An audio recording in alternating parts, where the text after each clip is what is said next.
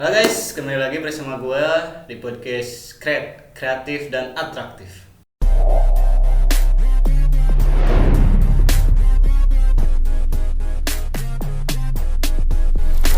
So, episode hari ini kita kedatangan tamu yang sangat spesial, yang dimana beliau adalah seseorang atau teman dekat gue waktu SMA.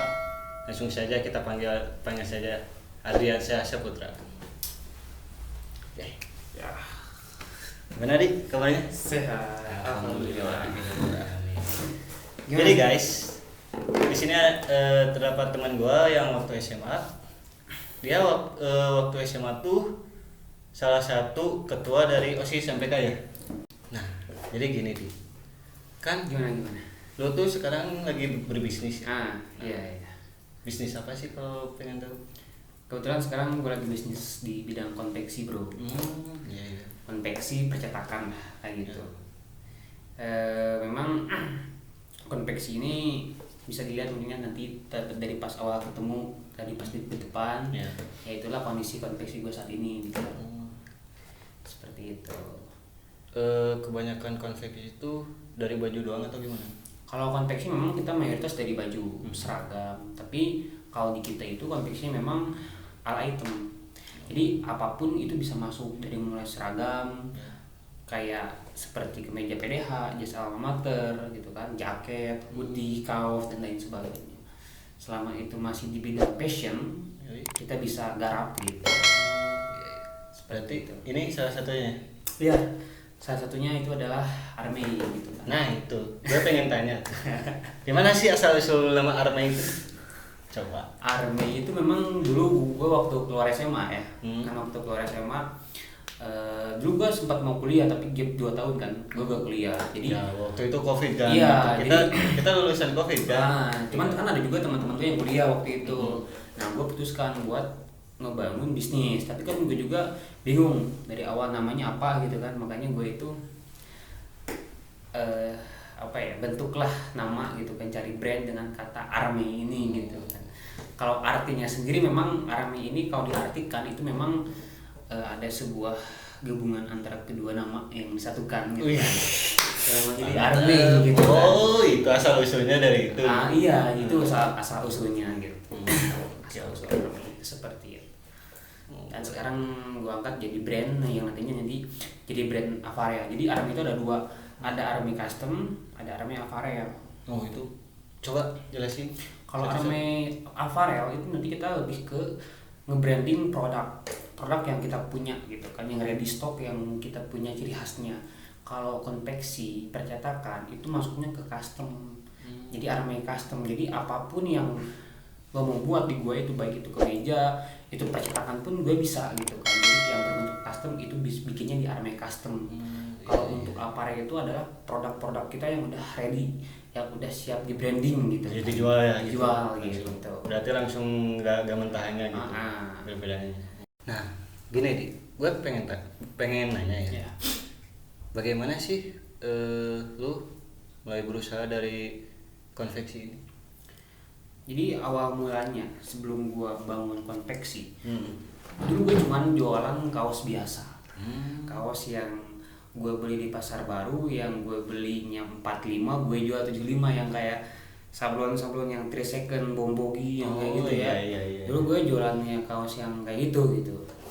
Memang itu juga sebelum gue mau mulai usaha bingung, gue mau bisnis apa gitu kan, antara makanan, pakaian, parabot atau apalah gitu kan. Cuman kan kalau misalnya gue mikirnya untuk pakaian sendiri, pakaian itu bisa jangka panjang. Kita punya stok 1000 pun di gudang, nanti gak akan basi, beda dengan makanan gitu kan. Sama kalau prinsip gue, selama orang belum pada gila ya pasti masih pakai baju lah gitu kan. Itu sih gitu kan. Jadi tapi sebelum gue masuk ke konveksi, gue itu jualan dulu bro, kayak kaos-kaos kayak gitu yang eceran gue jualan di pinggir jalan gitu kan. Gue nawarin di WA segala macem gitu kan. Itu pertama kali lu mau dan itu tuh bisnis konveksi gitu ya. Ingat gue itu modalnya itu waktu itu hasil ngejual motor. Gue jual motor Jupiter, lu tau kan yang dulu gue sering pakai SMA, yang Jupiter SMA itu gue jual 2 juta karena memang emang murah juga sih waktu itu gue lagi kepepet. Gue jual 2 juta, yang 1 juta gue kasih ke babe, 1 juta gue pakai modal usaha itu. Beli ke pasar baru 1 juta, gue mulai usaha gini, tapi alhamdulillah pada diutangin sama tetangga, jadi gak berkembang. Nah di sana gue mulailah mulai aja ke bisnis kaos custom gitu kan. Kalau kaos custom kan banyak peminatnya ya, kayak target kita komunitas, organisasi, instansi gitu kan, kaos custom. Kaos custom terus gue dari mulai beli mesin sablon seperti itu, lalu kalau misalnya sablon udah kayak kita menurun, makanya gue merambat sayap kayak udahlah kita buka all item gitu, semua pun bisa di sini. Ya cuma kaos doang, asalnya dari kaos doang. Nah tapi sekarang kita buka kayak kemeja. Akhirnya kemarin gue putusin buat beli mesin sendiri. Tapi sebelum gue buka di sini juga gue masih ngemaklun orangnya. Selama 2 tahun itu ngemaklun. Gue ketika ada orderan gue lempar ke kondisi orang. Ketika ada orderan lempar ke kondisi orang. Cuman ada plus minusnya. Kebanyakan minusnya seperti deadline-nya molor terus, kondisi konveksi gak kekontrol gitu kan. Yang akhirnya kan klien itu image kita itu jelek di klien. Iya, benar. Nah, sehingga gue putusin daripada gue terus-terusan kayak gini, ya udah kita bikin aja konveksi sendiri. Gue juga saya cuma beli 1 mesin, 2 mesin. Nah, dan alhamdulillah sekarang sudah ada beberapa mesin yang ada di sini. Dengan kapasitas produksi di konveksi kita itu bisa per bulan itu 3 sampai 5.000 piece kapasitasnya seperti itu. Tapi itu buat tantangannya kan kita tuh lulusan COVID ya 2020. Nah itu termasuk tantangan terberat gak sih? Soalnya kan kita posisi sedang di rumah gitu. Dalam penjualannya tuh kayak gimana sih? Memang waktu itu kondisi ekonomi kan sedang tidak stabil turun banget, soalnya kan COVID kita lama banget, yang dimana kan kepikiran kita tuh 1 bulan 2 bulan, ternyata kan 2 tahun coy. Ya memang itu menjadi sebuah tantangan besar. Banyak para pelaku UMKM juga yang pada gulung tikar. Cuman di sana bagaimana kita bertahan di situasi seperti itu, dengan cara kita harus bisa beradaptasi, harus bisa interaksi, dan kita harus bisa melihat sekitar kita, pasar kita, bagaimana ketika yang lain turun kita harus maju. Kalau di konveksi itu ada naik turunnya ya, di corona juga seperti kemarin waktu corona itu yang naik itu masker. Ya, masker naik banget ya. Masker konveksi, semua konveksi itu ngegarap masker. Walaupun itu konveksi baju-baju gitu. Iya, semua juga sebenarnya ke masker semua. Alhamdulillah nyampe ribuan masker kekirim. Masih bisa terselamatkan di sana juga gitu kan, masker, terus kayak kaos seragam APBD yang sakit seperti itu. Tapi juga di sana juga kita kebanyakan kan kalau misalnya di corona kita juga bisa memanfaatkan momen orang itu lebih cenderung jarang keluar rumah, apalagi ke pasar. Ya soalnya kan mereka kan pasti belanja di online. Nah kita memanfaatkan online ini untuk menopang supaya kita bisa stabil.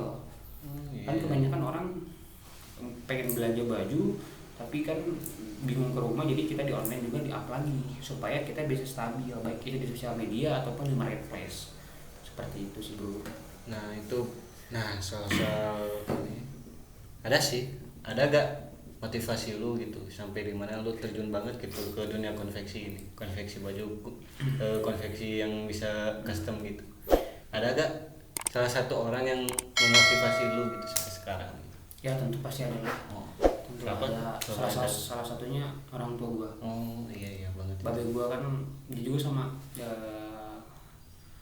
seorang dulu juga gue sebelum kerja buka usaha sendiri, gue ikut ke babe gue di proyek. Iya, proyek apa tuh? Proyek bangunan. Bangunan. Gue ibaratnya ngangkut semen segala macam lah. Iya benar. Cuman kan gue mikirnya daripada gue kerja di orang, prinsip gue pingin buka usaha sendiri gitu kan. Ya babe mah kayak sok-sok aja gitu kan, kayak gimana juga, tapi gue kalau lihat gue motivasi gue itu gue gak mau kayak babe gue yang harus banting tulang capek-capekan gitu kan, kerja di orang belum tentu kan lancar. Gue pengen gue buka usaha sendiri, gue buka lapangan pekerjaan sendiri, mau besar ataupun kecil pun punya gue gitu. Jadi gue bisa, tapi mudah-mudahan nanti kedepannya kan bisa bisa terus berkembang, karena target gue ya mudah-mudahan bisa jadi semi garment. Kan sekarang kita masih home industry ya, Iya, bisa di target rumah kita lah gitu ya. semi garment, dan target gue nantinya garment gitu kan. Nah itu semi garment itu apa tuh? Coba. Semi garment, Ya. semi garment itu memang udah mulai masuk ke standar, dari tempatnya juga gitu Iya, kan. iya. Ke tempat juga memadai, kan kalau ini masih di home industry ya, Iya, masih rumah, masih rumah. mesin-mesinnya juga masih standar. Iya. Tapi kan kalau semi garment itu udah bener-bener lengkap dari semua fasilitas, mesin segala macam, itu udah bener-bener jalan lah semuanya gitu. Oh semi garment itu. Semi garment kayak bangunnya juga nggak akan cukup seperti ini gitu kan, seperti itu. Terus tadi yang atas semi garment. Garment itu kayak pabrik-pabrik besar, kayak pabrik. kalau di Cigondew Patek. Oh iya iya. Nah itu garment seperti itu besar lah nantinya kuantitinya. Kita menampung bisa memproduksi sampai ratusan ribu, sampai puluhan ribu, karyawannya sampai ribuan dengan SOP yang berlaku segala macam, standar operasional produksi itu semuanya jalan gitu. Wah itu cita-cita sangat. Itu cita-cita gua gitu. Dan nantinya motif apa ya, yang lebih utama sih, yang paling penting motivasi gue yang bisa bermanfaat bagi orang lain. Itu sih. Buat sekitar-sekitar ya. Ya, Sama buat naikin perekonomian dari masyarakat sekitar. Ya karena kan COVID kan kita perekonomian sangat anjlok iya, banget gitu. betul. Kebanyakan orang-orang yang kerja di pabrik tuh kena PHK gitu ya. Nah, buat ini nih, buat peralatan-peralatan yang konveksi, ada gak peralatan yang masih kurang buat lu? Untuk sejauh ini sih alhamdulillah udah lengkap ya. Dari mulai yang pertama persiapan itu yang kita butuhkan mesin cutting untuk memotong kain. Ada persiapan langsung nanti kalau ada bordir ke bordir, tapi kita belum punya mesin bordir kan, itu lumayan. Iya sih. Langsung ke jahit udah ada. Kalau sekarang mungkin cuma ada 10 mesin, kayak jahit, mesin obras, overdek segala macam gitu kan, sudah ada mesin. Terus nanti masuk ke finishing itu kayak lubang kancing sudah ada, tapi masih manual. Saya juga masih perlu yang otomatis gitu kan, lubang kancingnya. Terus ada juga nanti ke steam itu kayak setrikanya seperti itu. Alhamdulillah sih udah lengkap kalau dari sarana fasilitas, tinggal mungkin beberapa yang harus di-upgrade lagi seperti kayak tadi lubang kancing yang manual kita upgrade ke yang otomatis gitu kan. Oh beda-beda itu deh. Ada yang manual yang otomatis. Yang lebih, kalau otomatis lebih cepat. Lebih cepat dalam pekerjaan. Dalam pengerjaan gitu. Karena kalau misalnya kita udah nanti semi garment itu kita udah bisa masuk bordir sendiri. Bordir sendiri udah bisa. Itu buat semuanya. Target pasarnya paling banyak. Target pasar kita kebanyakan sih organisasi, instansi, komunitas gitu kan. Oh iya. Itu karena target pasar kita kayak bikin seragam kemeja PDH kayak ini gini kan. bagus nih. Ya ini kan dari komunitas, dari instansi gitu kan. Ini target pasar kita seperti itu gitu kan. Masuk ke kampus, target masukin gitu ya, masukin baik itu organisasi kampus, ada hima, ada BEM, pencinta alam, kita masuk ke sekolah juga sama di organisasinya, ada OSIS, ada apa kita masukin instansian, perusahaan, PT gitu kan, PT untuk kemejanya kita sasaran. Itulah pasar kita gitu. Seperti itu. Nih kalau buat ini ya apa ya namanya tuh, jika seminar gitu, lu pernah gak diajak atau gitu? Jadi gue ngisi seminar atau ya. gue ikut seminar? Gue ngisi seminar atau gue ikut seminar? Boleh lah dua-duanya. Kalau ikut dulu seminar dulu, kayak ada yang waktu di SMA gitu, seminar lu majuin buat jadi tamu gitu. Kalau misalnya untuk gue ikut seminar sih sering. Gue ikut seminar kayak bisnis gitu kan. Seminar tentang pengembangan diri itu untuk mengupgrade skill gue sih. Oh iya benar sih. Dalam itu bisnis. salah satu. Kalau misalnya untuk ngisi seminar sih gue juga pernah sekali diundang di salah satu sekolah di Cililin ya, salah satu SMA kita juga. Untuk ngisi materi di sana tentang bisnis gitu kan. Jadi menyampaikan materi mengenai bisnis di usia muda. Bener banget. Itu selanjutnya gue pengen tahu lu dalam menentuin setiap produk atau harga produk industri konveksi baju tuh gimana? Harga-harganya gitu, harga kayak baju-baju gitu, yang semua item yang lu custom gitu. Kalau misalnya dari penentuan harga itu sebenarnya kita melihat dari HPP sendiri. Seperti kaos dan kemeja kan itu berbeda ya HPP-nya. Dari proses pengerjaan, dari segi bahan itu udah jauh benar-benar berbeda gitu kan. Seperti kaos, kaos biasa ngejual sih di sekitaran, kalau custom ya sekitaran 65 sampai 95. Kalau misalnya kayak kemeja seperti ini di sekitaran 120 dan 150. Bahkan bisa lebih. Itu kenapa bisa lebih, ada yang murah, ada yang beda. Kalau kita itu lebih memainkan bahan, kualitas bahan. Kalau misalnya gue tanya dulu, misalnya mau bikin kemeja budget itu berapa gitu. Ya, Gue cuma budget gue cuma ada minim nih. Ada 120, bisa gak? Ya bisa, tapi kualitas bahannya seperti ini. Misalnya ada 3 bahan, ada grade A, grade B, grade C. Yang biasa itu yang paling standar itu ada di grade C bahannya. Tapi misalnya yang paling di bawah standar. Kalau yang standar misalnya nih segini. Tapi kalau misalnya gue mau bikin kemeja nih, budget gue ada banyak, misalnya ada 165 atau 170, kira-kira dapat gak yang premium? Oh bisa dapat, nanti kita pakai yang kualitas bahan grade A yang paling bagus, yang premium gitu kan. Jadi kalau kita menentukan harga sebenarnya tergantung kepada kebutuhan konsumen. Konsumen punya harga berapa, budgetnya ada berapa. Kita sebagai orang produksi kalau konveksi itu bisa menyesuaikan. Beda dengan barang-barang retail yang sudah jadi kayak di mall. Kan kalau udah ada ya harga bandrol namanya. Misalnya beli kemeja kaos 105.000, 150. Kan itu udah harga pas, udah harga pasti gitu kan. Kalau kita nggak gitu, kita bisa menyesuaikan. Misalnya budgetnya 150, cuman kak saya punya budgetnya segini, ya nggak apa-apa, bisa aja, tapi kita pakai kualitasnya yang menyesuaikan dengan harga gitu. Kalau di seperti itu, untuk harga bisa menyesuaikan gitu. Nah ini kan dimana posisi sekarang tuh konveksi itu udah banyak ya di mana-mana. Nah cara lu nandingin dari setiap konveksi yang lain gimana cara? Sebenarnya simpel. Kalau kita mau menjadi nomor 1 dari nomor 1 atau menjadi yang terbaik lah, yang terbaik gitu. Yang terbaik dari setiap konveksi lainnya gitu. Intinya yang paling penting satu adalah kita itu harus konsisten. Konsisten terhadap kualitas. Kita harus benar-benar menjaga yang namanya kualitas. Iya sih. Jangan sampai kita ngancurin harga. Ya. Kalau kita banyak konveksi di Bandung ataupun di Indonesia, tapi kan mereka dengan harga yang mungkin minim tapi kualitasnya belum tentu menjamin. Kalau kita benar-benar harga kualitas itu yang paling utama gitu kan, pertanggungjawabkan. Iya, jadi konsumen harus benar-benar puas baik dari pelayanan, dari segi bahan gitu kan. Itu yang harus kita pertahankan. Ibaratnya budgetnya kurang, berarti bukan pasar kita, karena pasar kita yang menengah ke atas. Iya. Karena kita memainkan kualitas seperti ya kalau di salah satu hotel mungkin brand-brand ternama yang sudah punya nama kan, dia yang memainkan kualitas. Iya sih. Harga mahal pun konsumen nggak jadi masalah, yang penting kualitasnya itu bisa memuaskan gitu kan. Ya kita juga berusaha untuk seperti itulah.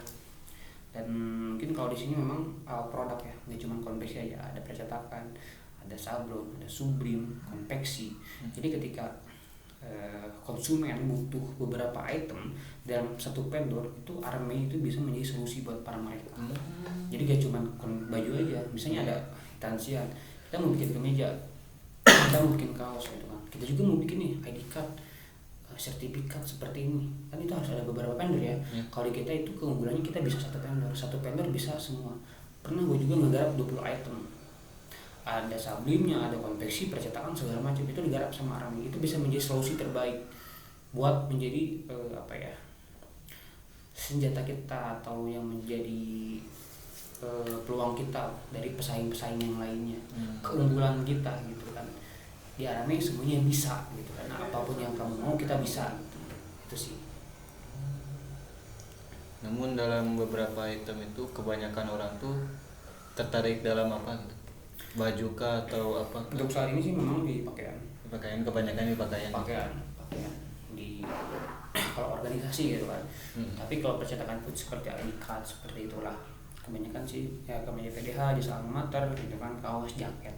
Yang sekarang sedang jalan gitu kan kebanyakannya. Buat terakhir, ada gak motivasi atau keinginan buat penonton yang sedang menonton, motivasi buat mereka Ya. gimana ya ngomongnya tuh, ingin memulai bisnis tapi takut gitu, takut gagal. Kebanyakan orang kan takut gagal, gak punya modal gitu, gak ada tekadnya yang kuat gitu. Ada gak motivasinya? Ya kalau Buat motivasi mungkin ya. ya buat teman-teman yang nonton video ini mungkin ya. Kalau kita mau mulai usaha apalagi di usia muda, banyak sekali tantangan yang akan kita hadapi. Apalagi banyak orang yang mau melangkah bisnis tapi belum juga mulai sudah mengeluh, sudah memikirkan bagaimana modalnya, bagaimana tempatnya, bagaimana pemasarannya. Kalau kita mempunyai asumsi pemikiran seperti itu, bisnis tidak akan jalan. Karena seorang pebisnis itu bukan berpikir yang belum harus dipikirkan, tapi jalanin dulu apa yang kita bisa gitu kan. Kita gak punya modal, kita gak punya tempat, kalau kita punya niat dan tekad, kita pasti bisa gitu kan. Berawal dari sana, dari niat, tekad. Modal itu nomor berapa? Urutan ke nomor 10. Dari mulai niat, tekad, usaha, terus relasi, skill kita gitu kan, kita udah banyak lah. Ini juga harus konsisten gitu kan, konsisten ya dalam sih, itu nomor satu, konsisten dalam menjalankan bisnis seperti itu. Nah jadi guys, itulah perbincangan kita kali ini, yang dimana podcast hari ini yaitu tentang bisnis di usia muda. Semoga apa yang kita bicarakan bisa menjadi salah satu penambah wawasan kalian, yang dimana kalian mau memulai bisnis di usia muda, takut ini itu. Semoga kalian sudah nonton ini, beranilah. Gua Victor Fitri Sobirin. Sampai di sini episode Crave hari ini. Pantengin terus ya podcast Crave. Banyak konten-konten yang menarik. See you. I'm an icon, man. I'm a girl about a 10. I should fuck her